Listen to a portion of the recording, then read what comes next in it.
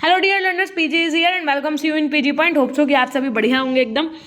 आइए शुरू करते हैं। आपका आज का जो भी टॉपिक है वो है शॉर्ट आंसर्स का, है ना। इसको हम लोग करेंगे। इससे एक ना एक इस चैप्टर से लॉन्ग या एक शॉर्ट 110% बनता है, ठीक है। तो बहुत ही ध्यान से पढ़िएगा। आप लोगों के लिए एक बहुत सुविधाजनक काम करवा दिया है, वो ये कि जो बच्चे इन सब्जेक्ट्स का पूरा कोर्स नहीं लेना चाहते थे तो कोई बात नहीं है, आप नहीं लीजिए। अगर आपको सिर्फ मॉडल पेपर चाहिए तो आप सिर्फ मॉडल पेपर ले सकते हैं। मॉडल पेपर जो बच्चे लगा लेंगे उनके लिए बहुत बढ़िया है। मैम मॉडल पेपर कहाँ मिलेंगे? देखो, जिन बच्चों ने कोर्स ले लिया है उनको अलग से मॉडल पेपर नहीं लेने की जरूरत है, क्योंकि उनके कोर्स में ऑलरेडी मॉडल पेपर है, ठीक। और अब जिन बच्चों ने कोर्स नहीं लिया है उनको सिर्फ अगर मॉडल पेपर चाहिए तो वो बच्चे कोर्स के बगल में एक ऑप्शन आता है ई नोट्स का। ई नोट्स पे जाइएगा, पेड ई नोट्स पे जाइएगा, वहां पर आपको मॉडल पेपर मिल जाएगा। 5 रुपये कॉस्ट है एक मॉडल पेपर की, ठीक है। तो वो 5 का सेट है 25 रुपये का। इतना भी नहीं सोचने की जरूरत है, इतने में तो एक पेन आता है आजकल, ठीक है। और मॉडल पेपर इतने इंपॉर्टेंट हैं कि अगर आप उनको करके जाएंगे तो विश्वास मानिए, मैं अपने मुंह से कुछ नहीं कहूंगी, वो तो आपको एग्जाम में पता चलेगा। एक वीडियो मैंने बनाया कि आपको बीएड में 90% लाने के लिए कॉपी कैसे लिखनी है, वो वीडियो जरूर देख लीजिएगा। वो आपके लिए one of the most important session है, ठीक है। कमेंट सेक्शन कर दिया में कमेंट कर दिया करिए ताकि पता चल जाया करे कि आप लोग वीडियोज देख रहे हैं, ठीक है। अगर अभी तक आपने सेशन को लाइक नहीं किया है तो लाइक कर दीजिए, चैनल पर नए हैं तो सब्सक्राइब कर दीजिएगा, अपने साथी सहपाठियों तक ये वीडियो साझा कर दीजिएगा। It's my humble request from you all, ठीक है। कोई पहला क्वेश्चन आपकी स्क्रीन पे है, निर्देशीय तथा अनिर्देशीय परामर्श में कौन कौन से मुख्य अंतर पाए जाते हैं, स्पष्ट करो। देखो, अगर ये आंसर आप ऐसे लिखोगे, कैसे कि इधर लिखो निर्देशीय परामर्श, इधर लिखो अनिर्देशीय परामर्श, ठीक है, और इधर लिखो तथ्य, है ना, या किस बेसिस पे आप अंतर कर पा रहे हैं। अगर आप इस तरीके से आंसर को लिखे हुए तो बहुत अच्छा इंपैक्ट पड़ेगा। बाकी जैसे इजी नोट में लिखा है ये तो हम आपको पढ़ाई दे रहे हैं, लेकिन अगर आप पॉइंट नंबर 1 करके निर्देशीय परामर्श क्या होता है, अनिर्देशीय क्या होता है, फिर इसमें क्या अंतर होता है, ये 1 लोगों में दिया जाता है, ये 2 लोगों में दिया जाता है ना, ये फॉर्मल इनफॉर्मल, सब आप ऐसे करके लिखोगे तो बहुत अच्छा इंपैक्ट पड़ेगा, ठीक। लेकिन जिस तरीके से यहाँ है इस तरीके से हम आपको समझा दे रहे हैं, लेकिन लिखिएगा आप उसी तरीके से अगर कोई अंतर वाला क्वेश्चन आ जाए, ठीक है। तो निर्देशीय और अनिर्देशीय परामर्श की अगर हम बात करें तो निर्देशीय परामर्श में परामर्शदाता अधिक क्रियाशील होता है। कौन भैया? परामर्शदाता। और अनिर्देशीय परामर्श में जो परामर्श प्रार्थी होता है वो अधिक क्रियाशील होता है। अब ये बात आप ऐसे लिख सकते थे, जैसे आपने मान लो यहाँ पर लिखा होता निर्देशीय परामर्श, यहाँ पर लिखा होता अनिर्देशीय परामर्श, नंबर 1 डालते, यहाँ पर आप लिखते कि निर्देशीय परामर्श। पता है यहाँ पर ऐसे लिखते आप, जैसे देखिए 3 सेक्शंस बनाते, एक तो बनाते निर्देशीय परामर्श का, एक बनाते अनिर्देशीय परामर्श का, एक बनाते कि तथ्य यानी किसके बेसिस पे अंतर कर रहे हो। तो अगर आप देखो किस पे बेसिस पे अंतर कर रहे हो तो क्रियाशीलता के बेसिस पे अंतर कर रहे हो, तो यहाँ पर आप क्या लिख देते कि परामर्शदाता अधिक क्रियाशील रहता है। यहाँ पर आप क्या लिख देते अनिर्देशीय में कि परामर्श प्रार्थी अधिक क्रियाशील रहता है। फिर दूसरा जो पॉइंट होता है ना कि समय के आधार पर आप अंतर कर देते कि निर्देशीय परामर्श जो होता है उसमें बहुत कम समय लगता है, वहीं पर अगर अनिर्देशीय परामर्श की बात करें तो इसकी अपेक्षाकृत इसमें क्या होता है भैया, अधिक समय लगता है। तो होप सो कि आप बात समझ गए होंगे कि किस तरीके से अगर डिफरेंस वाले क्वेश्चन आ जाए तो करने होते हैं, है ना। ये आपका मोस्ट इंपॉर्टेंट पॉइंट हो गया।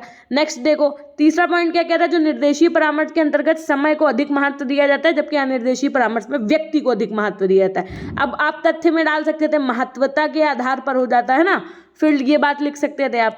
निर्देशीय परामर्श में नियंत्रित वातावरण होता है, कैसे याद रखोगे, ना से निर्देशित ना से नियंत्रित, ठीक है। वहीं अनिर्देशीय परामर्श में स्वतंत्र वातावरण होता है। निर्देशीय परामर्श में समस्या का समाधान करने की जिम्मेदारी किसकी होती है, परामर्शदाता की होती है। और अनिर्देशीय परामर्श में समस्या समाधान जो होता है वो स्वयं कौन करता है, परामर्श प्रार्थी करता है, यानी कि उसको सॉल्यूशंस बता दिए जाते हैं। कि जैसे किसी ने कहा कि मैम हम मैथ्स लें कि साइंस, तो टीचर ने क्या किया, उसको ये बता दिया कि मैथ्स लेने वालों के पास कौन कौन से ऑप्शन होते हैं, साइंस लेने के वालों के पास आगे चल के कौन कौन से ऑप्शन होते हैं। तो वो क्या लेगा, ये डिसीजन खुद परामर्श प्रार्थी करेगा, है ना। तो ये बात हो गई। निर्देशीय परामर्श के अंतर्गत विश्लेषण को अधिक महत्व दिया जाता है, जबकि जो अनिर्देशीय परामर्श होता है उसमें संश्लेषण को अधिक महत्व दिया जाता है। निर्देशीय परामर्श संवेगात्मक समस्याओं के लिए कम महत्वपूर्ण होता है, जबकि आपका अनिर्देशीय परामर्श जो होता है वो संवेगात्मक समस्याओं के लिए अधिक महत्वपूर्ण होता है। अगर मैं निर्देशीय परामर्श में बालक के पिछले इतिहास, अभिलेखों तथा परीक्षणों के अधिक महत्व रहता है, लेकिन अनिर्देशीय परामर्श में इनका महत्व बहुत कम होता है। निर्देशीय परामर्श में बौद्धिक पक्ष को अधिक महत्व दिया जाता है और अनिर्देशीय परामर्श में भैया किसको, संवेगात्मक पक्ष को अधिक महत्व दिया जाता है। ये मोस्ट इंपॉर्टेंट पॉइंट है। मेरे को तो यही लगता है कि ये आंसर आपके मतलब ये क्वेश्चन शायद आपके पेपर में पूछ लिया जाएगा, है ना। तो ये 11 पॉइंट है, अगर आप 8 भी लिखाओगे तब भी समझ लो मजा आ जाएगी। निर्देशीय परामर्श में साक्षात्कार के दौरान परामर्शदाता नेतृत्व ग्रहण करता है, साक्षात्कार बोले तो इंटरव्यू के टाइम। और जबकि जो आपका अनिर्देशीय परामर्श होता है, इसमें साक्षात्कार के समय परामर्शदाता मुख्य रूप से क्या होता है, मौन रहता है, सिर्फ श्रोता ही रहता है, यानी कि सिर्फ चीजों को सुनता ही रहता है। अनिर्देशीय परामर्श में निर्देशीय परामर्श की अपेक्षाकृत अधिक मनोवैज्ञानिक माना जाता है। ठीक है, क्वेश्चन नंबर 2 देखिए, अनिर्देशीय परामर्श की विशेषताएं स्पष्ट कीजिए।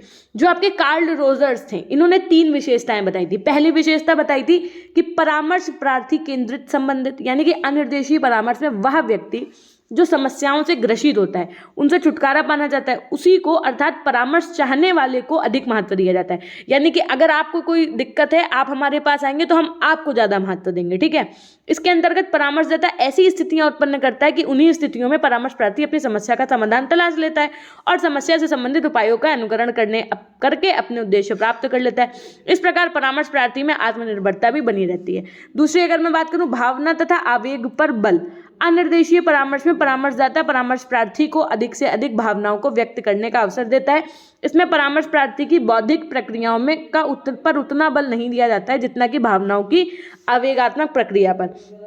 प्रार्थी की अपनी दमित इच्छाएं, विचार, भावनाएं और जो स्वतंत्रता पूर्वक व्यक्त करने का मौका दिया जाता है। इस समय उसे कोई भी नियम या आदर्श नहीं सिखाए जाते हैं और ना ही कोई प्रतिबंध लगाया जाता है, जिसका लाभ परामर्शदाता को इस तरह से होता है कि वह प्रार्थी की रुचियों, दमित इच्छाओं और भावनाओं का सच्चा ज्ञान प्राप्त कर लेते हैं।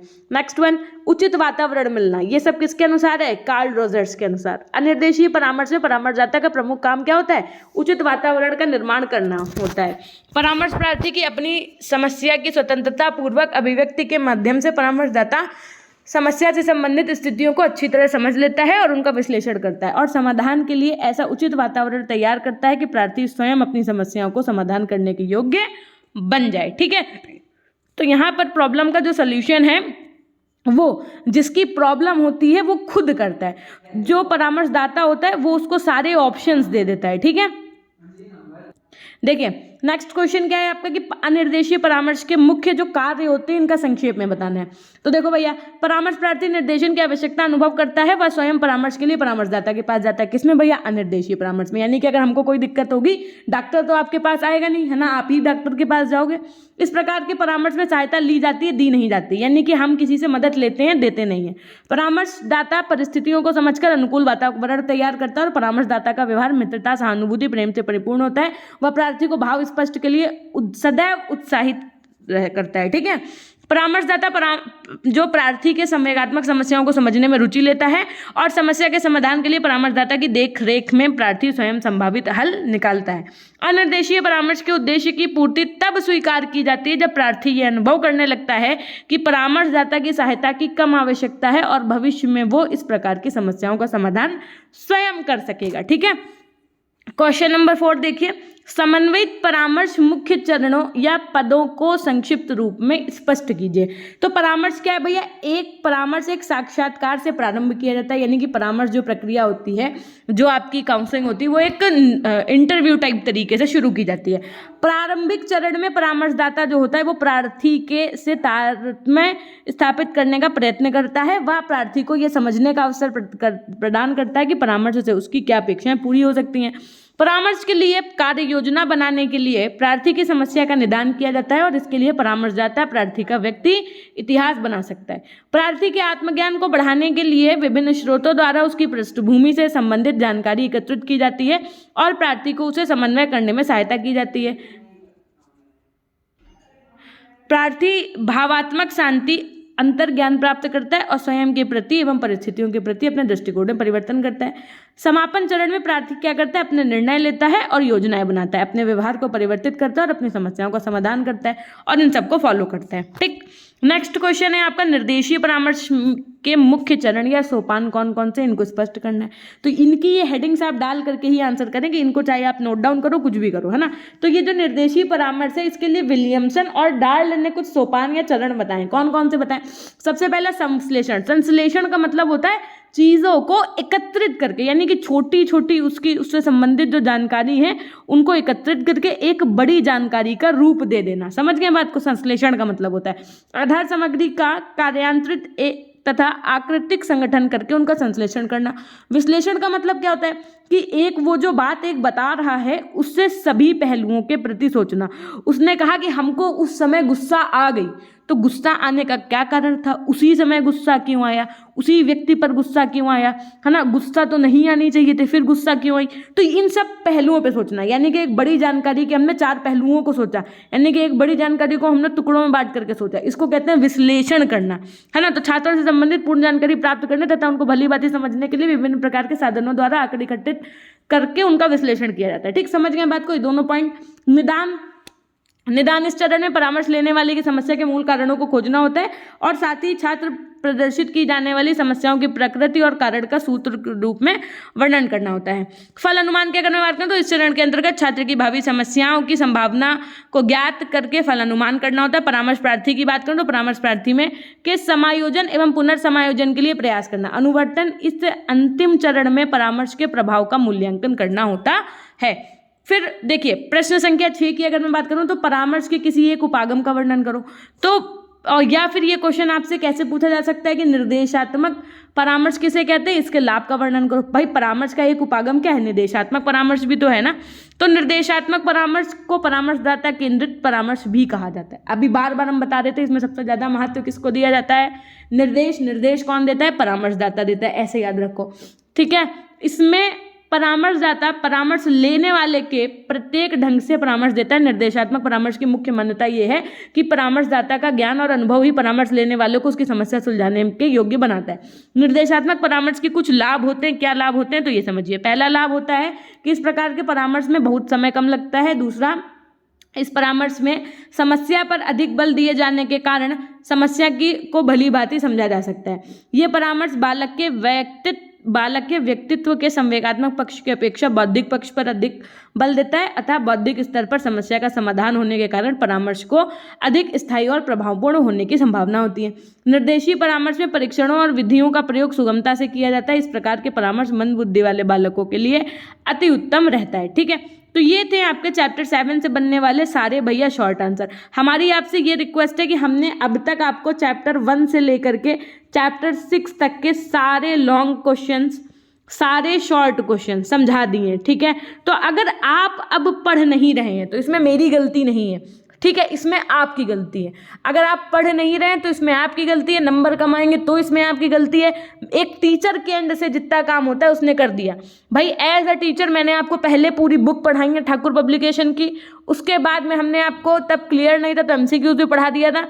उसके बाद में जब पता चला कि पेपर थ्योरेटिकल होगा तो आज हम आपके सामने लॉन्ग आंसर, शॉर्ट आंसर सब पढ़ा रहे हैं। उसके अलावा हमने आपको पूरा PDF कोर्स दिया। आखिरी में आपकी मदद के लिए हमने आपको अलग से model paper PG point app पे ई-नोट्स के सेक्शन में अवेलेबल करवा दिया। अब इससे ज़्यादा हम क्या कर सकते हैं आपके लिए? देखिए जितने एफर्ट्स मेरी तरफ से होने थे वो मैंने कर दिए हैं। अब आपकी बारी है कुछ कर दिखाने की। तो अब आप आराम से देखो, कुछ बच्चों के सीटेट का रिजल्ट आ गया होगा, उसमें उन बच्चों ने आंसर की से मैच की, रिजल्ट का मतलब आंसर की से मैच करके अपने आप को पास या फेल तो बता सकते हैं वो, है ना।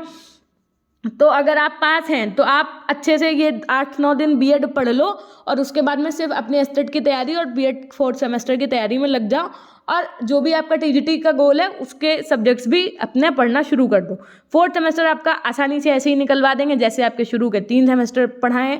और हालांकि हमें पता है मेरे कुछ बच्चे ऐसे हैं जो हमसे 1st सेमेस्टर से जुड़े हैं और आप लोगों का ही पहला ऐसा बैच था जिसको मैंने पढ़ाना शुरू किया था, है ना। तो एक बार फटाफट से हम आप से यही चाहेंगे कि आप हमसे हमेशा कनेक्टेड रहें। और हमेशा कनेक्टेड रहने के लिए तो आपको क्या करना होगा भैया, PG पॉइंट ऑफिशियल के नाम से हमारी इंस्टाग्राम ID है, आप हमसे वहाँ पर जुड़ जाइए। मैसेज करेंगे, आपको देर सवेर ही रिप्लाई मिले लेकिन मैं आपको रिप्लाई दूंगी।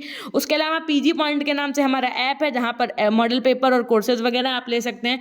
उसके अलावा PG पॉइंट के नाम से हमारा टेलीग्राम है जहाँ पर हर क्लास का लिंक आपको भेजते हैं या आपको इंपॉर्टेंट इन्फॉर्मेशन होती है तो वो फॉरवर्ड करते हैं, तो वहाँ से आप जुड़ सकते हैं। ठीक है, अब आपके पास इस पेपर 2 में देखिए कितने चैप्टर हैं। मेरे को लगता है शायद 11 चैप्टर हमने आपको बताए थे, है ना। देख लेते हैं एक बार भाई कि कितने चैप्टर हैं इसमें। फिर हम बताते हैं आपको लगभग कितने दिन लगेंगे। हालांकि बीच में 2 दिन क्लासेस बंद रही क्योंकि एक एग्ज़ाम दिलवाने जाना था, तो मैं उनके साथ वहाँ चली गई थी, इस वजह से। ठीक है, वेट फॉर, हमने 11 चैप्टर हैं, यानी कि 8, 9, 10, 11, 4 चैप्टर बचे हैं। 4 चैप्टर कोई बिग टास्क नहीं है। 4 चैप्टर मतलब 8 दिन, 1 हफ्ता, है ना।